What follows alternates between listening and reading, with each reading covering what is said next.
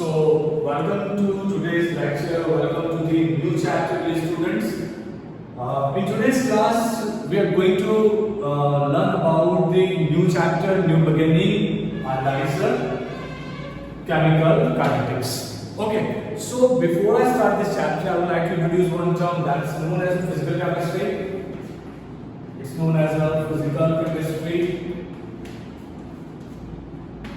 So now question is arise in our brain. सबसे पहला question देखो बच्चों, मैं सबसे पहली बात आप लोगों से शेयर करना चाहूंगा। आज से हम लोग नया चैप्टर शुरू कर रहे हैं जिसका नाम है केमिकल काइनेटिक्स, चैप्टर नंबर 4। ये फिजिकल केमिस्ट्री का एक चैप्टर है बच्चों, एंड इसका इंपॉर्टेंस क्या है, तो सबसे पहले उसके बारे में हम डिस्कस करेंगे कि इसका इंपॉर्टेंस क्या है। तो इसका इंपॉर्टेंस यहाँ से नीट में कंफर्म 2 क्वेश्चन पूछे जाएंगे। यहां से नीट में से कंफर्म 2 क्वेश्चंस पूछे जाएंगे, कंफर्म, सही है। एंड जेई के लिए भी यहां से कंफर्म 1 से 2 क्वेश्चंस पूछे जाएंगे। ये कंफर्म है बच्चों। आप कोई भी नीट का क्वेश्चन पेपर निकाल के देख लो, आप जेई का कोई भी क्वेश्चन पेपर निकाल के देखो, केमिकल काइनेटिक्स के बारे में आपको ये दोनों चीज देखने को मिलेगी। ओके, एंड जब बॉर्ड्स की बात आती है तो बॉर्ड्स में भी ये चैप्टर बहुत ज्यादा इंपॉर्टेंट है। इसका वेटेज 7 to 8 मार्क्स तक का हो सकता है। तो ये डिस्कस हो गए एकेडमिक पॉइंट ऑफ व्यू से। ओके, कि आपको जो स्कोरिंग का पर्पस है, एग्जाम के पर्पस से ये चैप्टर का इंपॉर्टेंस ये है। अब बात आती है कि एक्चुअली केमिकल काइनेटिक्स है क्या। ओके, देखो अभी तक आप लोगों ने फिजिकल केमिस्ट्री में क्या क्या पढ़ाई किया है, मैं आपको वो समझाता हूँ। सबसे पहले फिजिकल केमिस्ट्री में आप लोगों ने अभी तक पढ़ाई किया चैप्टर नंबर 1 जो था सॉलिड स्टेट। उसके बाद आप लोगों ने पढ़ाई किया नंबर 2 जो था सॉल्यूशन। नंबर 3 आपने पढ़ाई किया जो था इलेक्ट्रोकेमिस्ट्री।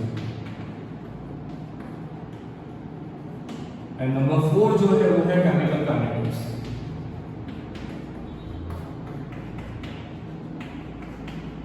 तो ये पूरा फिजिकल केमिस्ट्री का मॉड्यूल है।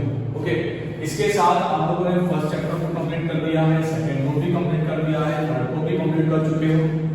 जब फोर्थ चैप्टर की बात है ना, तो फोर्थ चैप्टर के बारे में मैं स्पेसिफिकली बताना चाहूंगा कि ये जो फोर्थ चैप्टर है डियर स्टूडेंट्स, ये बेसिकली ये चैप्टर इंडस्ट्री के ऊपर डिपेंड करता है।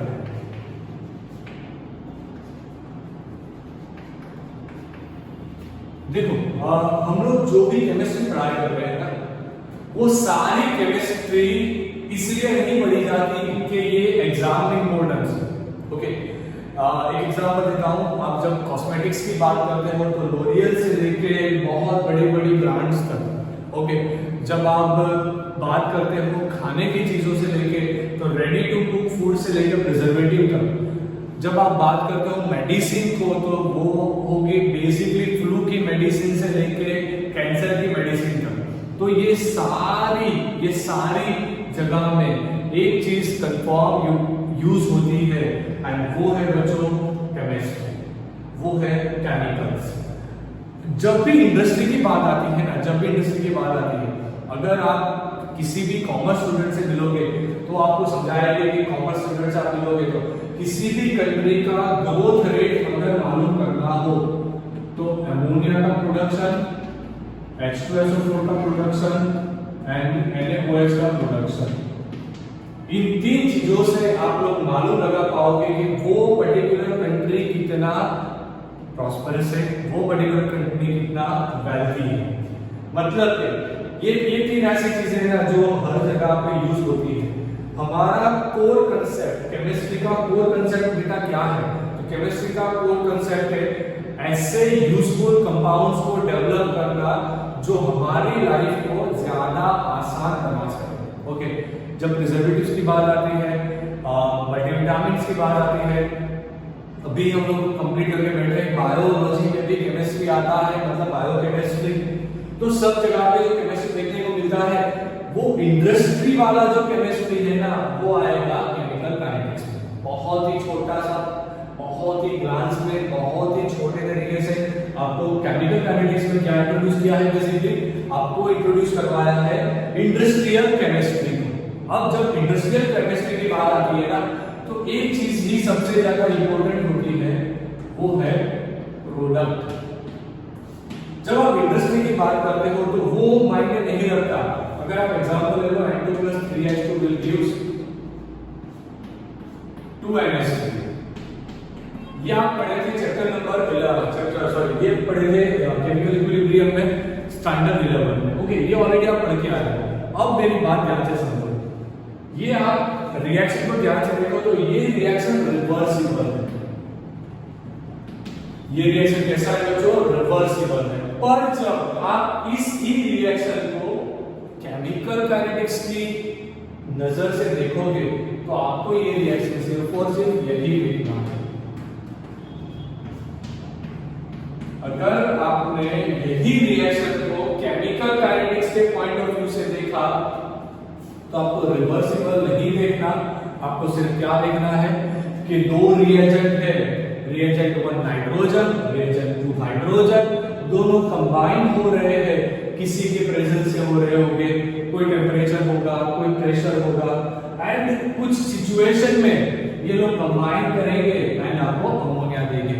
मतलब कि हमें सिर्फ और सिर्फ प्रोडक्ट पे ही फोकस करना है। सबसे पहली चीज, बहुत सारे बच्चों को केमिकल काइनेटिक्स बहुत ही डिफिकल्ट लगता है। बच्चों ये बिल्कुल डिफिकल्ट चैप्टर नहीं है, बहुत ही आसान चैप्टर है। एंड सबसे इजीएस्ट चैप्टर फिजिकल केमिस्ट्री में अगर कोई होगा तो ये होगा, क्योंकि यहाँ पे आपको बहुत आसान तरीके से स्ट्रेट फॉरवर्ड सोचना है कि कोई रिएजेंट होगा, रिएजेंट कंबाइन करेगा, आपको प्रोडक्ट देगा। अब जब मतलब ये एक केमिकल रिएक्शन हो गया, अब बात आती है काइनेटिक्स की। तो क्या है ये काइनेटिक्स? अब आप खुद से दिमाग लगाओ, मानो कोई फैक्ट्री है, कोई फैक्ट्री है बच्चों, अब मान लीजिए ये factory per day 200 kg NH3 produce कर रही है। ओके, ध्यान से समझना, फैक्ट्री ए है जो per day 200 kg ammonia produce कर रही है। मेरे पास दूसरी एक फैक्ट्री है, फैक्ट्री बी, वो 400 kg NH3 प्रोड्यूस कर रही है।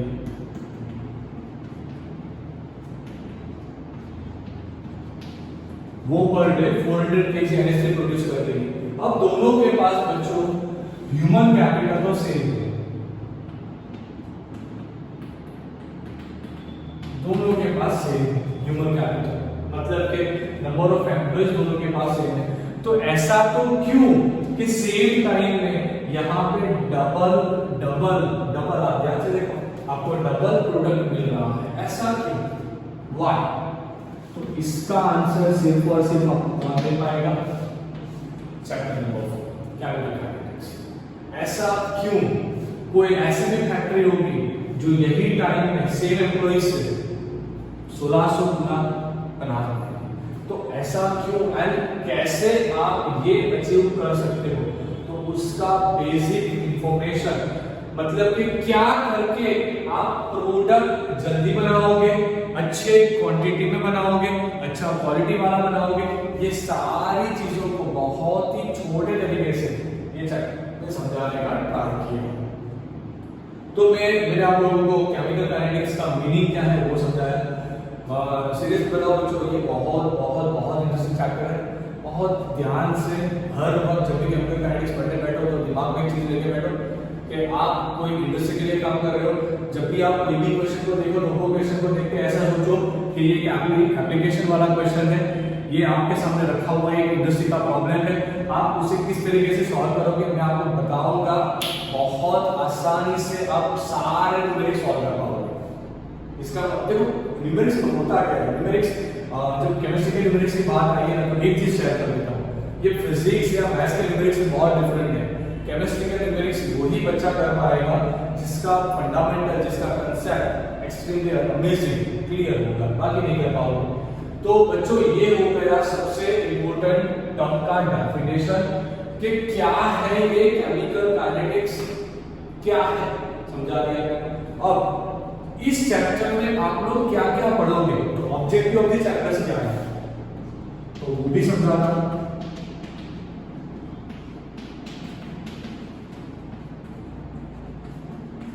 अगर आप चैप्टर के ऑब्जेक्टिव्स की बात करो तो क्या क्या चीज आप लोग ये चैप्टर में पढ़ने वाले हो, तो सबसे पहले हम पढ़ेंगे टाइप ऑफ रिएक्शन। ये आज कंप्लीट करते हैं, ये आज कंप्लीट करेंगे हम लोग टाइप ऑफ रिएक्शन। उसके बाद हम लोग पढ़ाई करेंगे सेकेंड नंबर पे फैक्टर्स अफेक्टिंग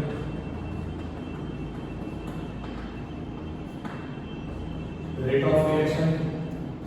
इसके पहले हम लोग पढ़ाई करने वाले थे रेट ऑफ रिएक्शन, कि कोई भी रिएक्शन होती है, कोई भी रिएक्शन हो रही है तो वो कितने रेट से हो रही है।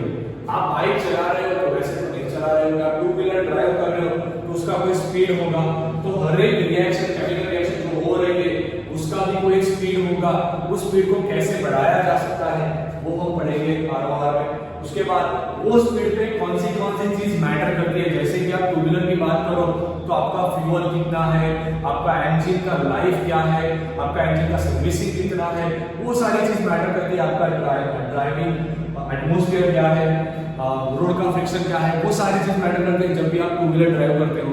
तो वो छोटे छोटे फैक्टर्स थे टू व्हीलर ड्राइविंग के दौरान। वैसे ही फैक्टर्स आएंगे कि जब कोई केमिकल रिएक्शन, मान लीजिए कि ये सबसे बेसिक हेमर प्रोसेस हो रही थी, तो कौन से फैक्टर्स यहाँ पे अफेक्ट करेंगे कि जो अमोनिया का प्रोडक्शन बढ़ा भी सकते हैं, कम भी कर सकते हैं एंड कंटिन्यूसली रख सकते हैं। तो वो फैक्टर्स के बारे में हम लोग डिस्कस करेंगे। उसके बाद हम पढ़ाई करने जाएंगे मॉलिक्यूलरिटी, मतलब कि ये रिएजेंट फिजिकल केमिस्ट्री के पॉइंट ऑफ व्यू से कैसे रिएक्शन करते हैं। मतलब कि जब N2 3H2 के साथ रिएक्शन करता है तो फिजिकल केमिस्ट्री क्या सोचता है, वो किस तरह से रिएक्शन करते हैं, वो मॉलिक्यूलरिटी में आपको समझाऊंगा। एंड फोर्थ आप पढ़ेंगे सबसे इंपॉर्टेंट, वो है order of reaction. Order of reaction basically आपको पढ़ाई करना है first order and zero order, ये दोनों आपको पढ़ाई करना है, zero order reaction and first order reaction. आप दूसरे दिमाग लगाओ, SN1 पढ़े थे फर्स्ट ऑर्डर रिएक्शन, SN2 पढ़े थे सेकंड ऑर्डर रिएक्शन, पर क्यों, why we use this word, कहां से आया वो भी समझना है संख्या के चैप्टर के दौरान। पांचवें नंबर पे हम पढ़ाई करेंगे कैटालिस्ट का इफेक्ट। कैटालिस्ट क्यों यूजफुल होता है, मैंने यहाँ कैटालिस्ट नहीं बताया, कैटालिस्ट क्यों यूजफुल होता है, उसका क्या फंक्शन है, वो क्या करेगा। उसके बाद आगे इसका activation energy,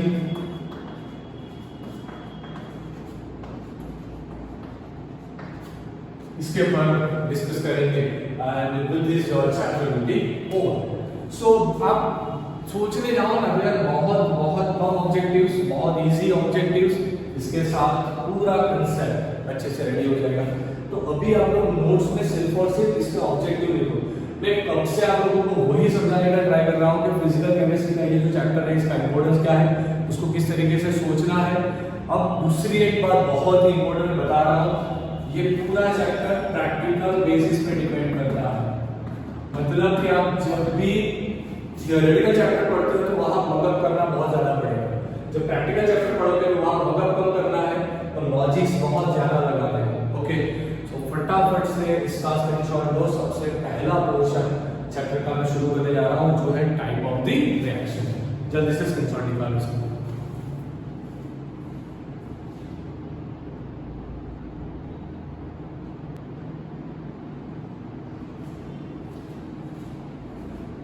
Okay, so dear students, let's start the first portion of this chapter. अभी हम लोगों ने इंट्रोडक्शन कंप्लीट किया है, अभी हम स्टार्ट करने जा रहे हैं type of reaction. Type of reaction मेरे साथ ही देखो फटाफट से, टाइप ऑफ रिएक्शन। अब जब रिएक्शन की टाइप्स की बात आती है तो चलो समझते हैं फटाफट से उसके ऊपर कि टाइप ऑफ रिएक्शन क्या है। तो जो रिएक्शन होती है ना, जो बेसिकली तीन तरह से आएगी। फर्स्ट होगा वेरी फास्ट रिएक्शन। फर्स्ट क्या होगा, वेरी फास्ट रिएक्शन। सबसे पहला जो होगा वो होगा वेरी फास्ट रिएक्शन। दूसरा होगा वेरी स्लो रिएक्शन।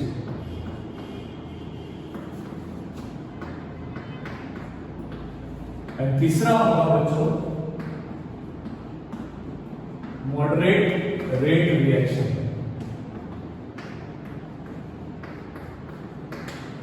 बेसिकली कितने टाइप्स के रिएक्शन को आपको स्टडी करना है बच्चों? 3 टाइप्स के रिएक्शन को स्टडी करना है। Very fast reaction, very slow reaction, moderate rate reaction. Now what is very fast reaction? तो सबसे पहले वो समझाता हूं हम लोगों को कि ये वेरी फास्ट रिएक्शन क्या होता है।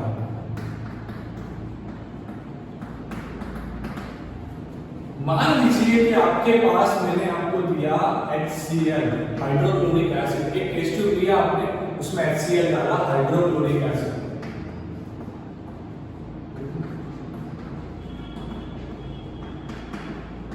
अब आपने उसके अंदर धीरे धीरे NaOH को ऐड किया।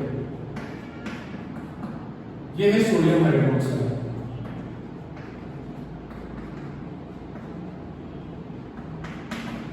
अब यहां पे होगा क्या बच्चों? अब यहां पे होगा क्या? अब यहां पे एक चीज होने वाली है जो बहुत ज्यादा इंपॉर्टेंट है। यहां पे आपका HCl NaOH के साथ ये है एसिड, ये है बेस, ये दोनों रिएक्शन लगाएंगे एक दूसरे के साथ, न्यूट्रलाइजेशन का रिएक्शन होगा एंड यहां पे NaCl प्लस H2O का फॉर्मेशन होगा। मतलब कि ये जो रिएक्शन है ये बच्चों आयोनिक टाइप की रिएक्शन है। अब यहां पे एक चीज ध्यान से देखना, जैसे ही आपने HCl भरी हुई टेस्ट ट्यूब के अंदर स्लोली NaOH ऐड करना शुरू किया, बहुत ही इंस्टेंट, वेरी फास्ट, बहुत ही इंस्टेंट आपको क्या मिला होगा? NaCl and H2O। आपको बहुत ही फास्ट NaCl एंड H2O मिला होगा। क्यों? बिकॉज यहां पे सिर्फ और सिर्फ क्या हुआ? Here only ions are exchange.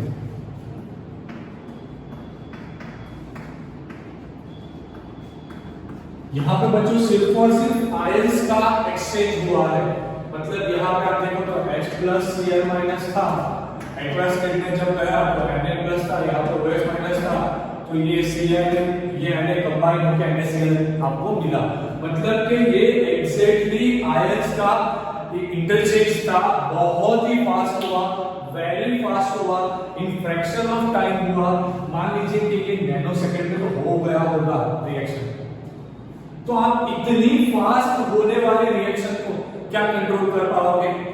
नहीं, आप इतने फास्ट होने वाले रिएक्शन को कभी कंट्रोल नहीं कर पाओगे। अगर आप इसको कंट्रोल नहीं कर पाओगे तो इसको कंट्रोल करने का कोई जरूरत ही नहीं। आप इसे कंट्रोल नहीं कर पाओगे तो इसे कंट्रोल करने का कोई जरूरत नहीं है। इसका मतलब इसका रेट ऑफ रिएक्शन ढूंढने का कोई जरूरत ही नहीं है। इसका मतलब इसके केमिकल काइनेटिक्स का स्टडी करने का कोई मतलब ही नहीं निकलता। वो रिएक्शन नैनो सेकंड में तो कंप्लीट हो जाती है। अब जो रिएक्शन नैनो सेकंड में कंप्लीट हो जाती है उसको आप और कितना फास्ट कर पाओगे? Are you getting my point? Okay, मतलब वेरी फास्ट रिएक्शन के केस में केमिकल काइनेटिक्स का स्टडी नहीं करना।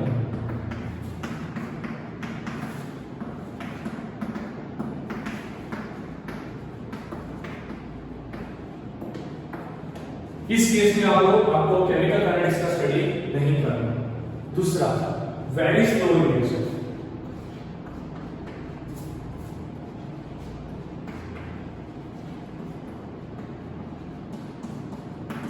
अब ये थोड़ा क्वेश्चन वाला है। वेरी स्लो रिएक्शन, तो यहां पे एक एग्जांपल मैं आपको दूंगा, rusting of iron. Rusting of iron. अब जब रस्टिंग ऑफ आयरन की बात आई है तो उसके बारे में भी आप लोगों को समझाता हूँ। आपके घर में आपने देखा होगा कि जो 2 व्हीलर है, 4 व्हीलर है, या फिर कोई भी चीज जो मेटल से, पर्टिकुलरली फेरस से बनी हुई है, आयरन से बनी हुई है, तो वो 2 साल, 3 साल, 4 साल बाद आपको उसमें ब्राउन कलर का एक रस्ट दिखाई देगा। अब तो हम लोग क्या कर रहे हैं? अब हम लोग कोटिंग करवा रहे हैं ना व्हीकल्स को, तो वो रस्टिंग का भी प्रॉब्लम नहीं होता। Now the technology is that much advanced that rusting is almost prevented. तो आप ध्यान से दिमाग लगाओ, जो रिएक्शन सालों में कंप्लीट हो रही है, रस्टिंग ऐसे नहीं आ जाती भाई आज सुबह आप 2 व्हीलर लेके आए, कल जाके देखा तो कल उसमें रस्ट आ जाएगा, वो कभी पॉसिबल नहीं होगा। उसे आएगा, रस्ट आएगा, पर रस्ट आने में टाइम लगता है, 1 साल 2 साल। तो जो रिएक्शन सालों में कंप्लीट हो रही थी, 2 साल लग रहे थे जिस रिएक्शन को, उसे कंट्रोल करके आप क्या करोगे भैया? वो बहुत टाइम ले रही है, बहुत टाइम उसे कंप्लीट होने में। मान लो जो रिएक्शन 2 साल में कंप्लीट हो रही थी, आपने अपना पूरा केमिस्ट्री लगा दिया उसके पढ़ाई में, तो वो रिएक्शन आप 1 ईयर में कंप्लीट करवा लोगे। पर इतना वो इंडस्ट्री की तरह से सोचो, इंडस्ट्री के पॉइंट ऑफ व्यू से सोचो, ये आपको जरा भी यूजफुल नहीं है। इसका मतलब इसके केस में भी केमिकल काइनेटिक्स को आपको स्टडी नहीं करना है। तो ये दोनों रिएक्शन के केस में आपको सॉल्व किया, इसके केस में करना है, इस पे मत लगाना इंटरेस्ट है। और तो अब आपको मालूम हो गया होगा कि मॉडरेट रेट का जो रिएक्शन आएगा वो क्या है, उसके बारे में समझाता हूं। मॉडरेट रेट रिएक्शन, उसके 2 एग्जांपल दूंगा, दोनों बहुत ही इंपॉर्टेंट एग्जांपल है। अगर आप मॉडरेट रेट रिएक्शन की बात करते हो तो वे ऐसी रिएक्शन के जो आप कंट्रोल कर पाओ, मतलब कि वो होगी 2 घंटे में, 1 घंटे में, मिनट्स में, तो उसे आप कंट्रोल कर पाओगे एंड उसका रेट इंक्रीज करना भी पॉसिबल होगा, तो उससे कुछ फायदा हो सकता है इंडस्ट्री की तरह से सोचो तो। ओके, तो यहाँ पे मॉडरेट रेट रिएक्शन के एग्जांपल मैं आपको देने जा रहा हूँ, जो है एग्जांपल मिल्क का। ओके, जब घर पे हम लोग दूध लाते हैं तो उसे हम लोग क्या करते हैं, सबसे पहले उसे गर्म करते हैं, हीट देते हैं। क्यों हीट देते हैं? कभी सोचा है कि क्यों मिल्क को लाके उसको सबसे पहले हीट किया जाता है? जब आप बाहर से ही लाते हैं तो अमूल का मिल्क लेके आए तो भैया वो तो प्रेशराइज मिल्क है ना, तो फिर आप क्यों उसे हीट करते हो? कभी सोचा है? नहीं सोचा ना। तो उसका रीजन केमिकल काइनेटिक्स है, वो करने का रीजन मैं आपको समझाता हूँ। ये साइंटिस्ट लोगों ने देखा कि अगर मिल्क को खुला छोड़ दिया जाए तो नॉर्मली जो एनवायरनमेंट का टेम्परेचर होता है, बहुत ठंडी की बात नहीं हो रही है, जब समर का टाइम होता है या फिर मानसून का टाइम होता है, तो उस टाइम में टेम्परेचर एंड ह्यूमिडिटी लेवल इतना होता है कि मिल्क के अंदर प्रेजेंट बैक्टीरिया अच्छे से रिप्रोड्यूस हो पाएंगे, अच्छे से ग्रो कर पाएंगे एंड वो मिल्क को दही में कन्वर्ट कर लेंगे। ओके, तो अब देखो साइंटिस्ट लोगों ने ये चीज देखा कि ये दही बन जाता है, उसका रीजन बैक्टीरिया है। तो साइंटिस्ट लोगों ने क्या किया, मिल्क को लेके उसको सबसे पहले हीट कर दिया, इतना हाई टेम्परेचर दे दिया कि उसके बैक्टीरिया क्या हो गए, मर गए। अब बैक्टीरिया ही नहीं बचे तो मिल्क को बिगाड़ेगा कौन? कोई दिमाग में गया कि तो ये टेम्परेचर इंक्रीज करने से बैक्टीरिया डिस्ट्रॉय हो सकता है।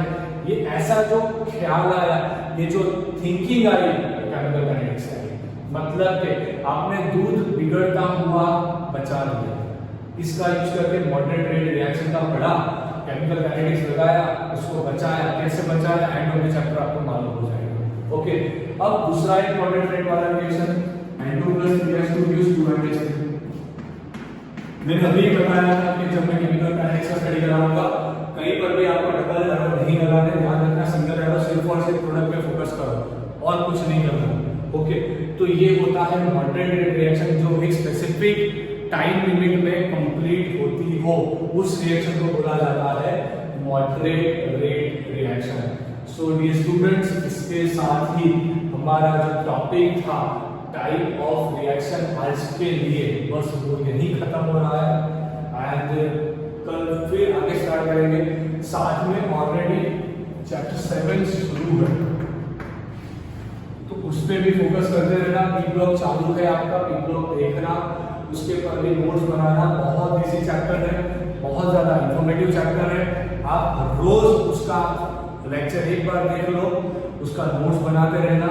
इसको साथ में नोट्स बनाओ। कल नेक्स्ट टॉपिक पे शुरू करेंगे उसका मैथमेटिकल एक्सप्रेशन, कि किसी भी रिएक्शन को मैथमेटिकली कैसे एक्सप्रेस किया जाता है। उससे पहले एक छोटी सी चीज आपको समझानी थी। यहाँ पे अगर आप रिएक्शन ध्यान से देखो तो यहाँ पे कोएफिशिएंट 1, यहाँ पे कोएफिशिएंट 1, यहाँ पे कोएफिशिएंट 1, यहाँ पे कोएफिशिएंट 1, तो ये 1 को बोला जाता है स्टोइकियोमेट्रिक कोएफिशिएंट SC। वही तरीके से यहाँ पर भी कोएफिशिएंट 1, यहाँ पर कोएफिशिएंट 3, तो इसका स्टोइकियोमेट्रिक कोएफिशिएंट आएगा 3, इसका स्टोइकियोमेट्रिक कोएफिशिएंट आएगा 2। ये छोटी चीजें ध्यान रखना, नेक्स्ट जो सेशन आएगा उस पे यहाँ की चीजें ही जरूर पढ़ेंगे। So thank you dear students for watching this video. Don't forget to like or dislike the lecture, share the lecture, comment the lecture. कल फिर मिलेंगे and again thank you. Take a screenshot fast.